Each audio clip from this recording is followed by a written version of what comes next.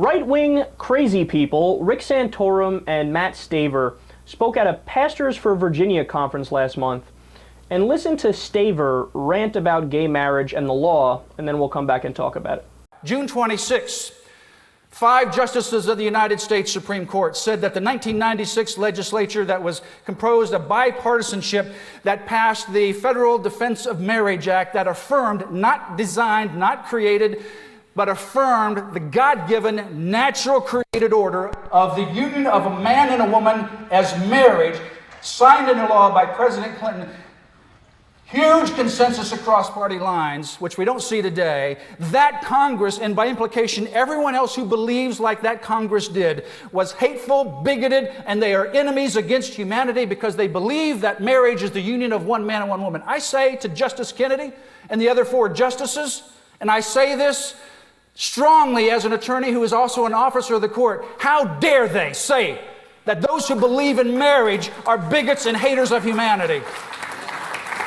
And I submit to you this June 26th decision that says those who believe in marriage are bigots and haters of humanity should be treated in the exact same way that Dred Scott decision is treated today, that Buck versus Bell decision is treated today. It is not, in my opinion, reflective of natural law, biblical law, or common sense. It is contrary to the natural created order of God Almighty.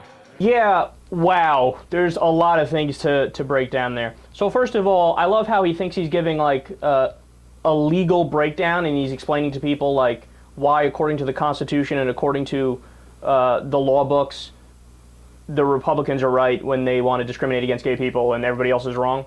But you're mentioning God like every other sentence in your lecture about law.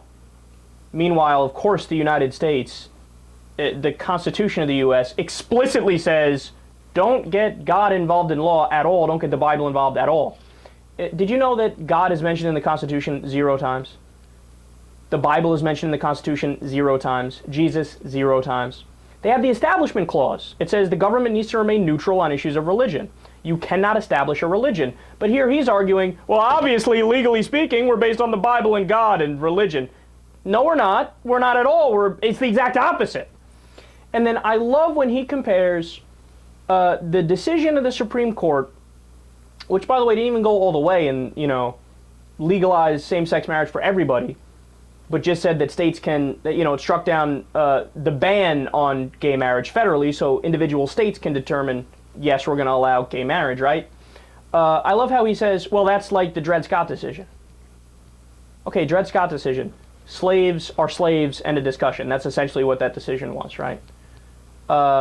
And he's arguing that by allowing states to have gay marriage, that's like slavery. If anything, the opposite is true, dude. He wants to mandate that gay people are second-class citizens and don't get equal rights. That is much more like slavery than allowing the states to let them get married. So that goes right over his head, of course. And then 2 other points. Every time the conservatives say, well, look, it's God-given order, man and a woman. It's nature. You respond, no, it's not. In fact, gayness exists in nature. That is the very definition of natural. Again, the conservatives, like, their heads explode. What? But a penis and a vagina fit together. So you can't argue something's unnatural if it's found in nature. That's the bottom line.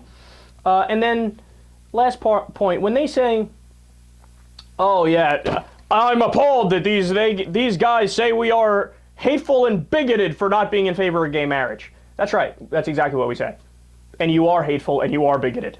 It reminds me of, look, there was a time when interracial marriage, not that long ago, interracial marriage was illegal in some states. And the religious right conservatives made the same argument. They came out and said, how dare you, it's my religion to believe that the races can't mix and that it's impure and that it's not natural, it's not right. So how dare you say I'm a bigot for being against interracial marriage? No, how dare you not be in favor of interracial marriage because you are a bigot and you are hateful. It rather plainly, rather clearly, you are saying that these people because of the genitals they're attracted to, they should not be granted equal protection under the law, which, by the way, according to the Constitution of the United States of America, people are granted equal protection under the law. So you are the ones who are in favor of what's unconstitutional, and yes, you are hateful and you are bigoted. Did I stutter?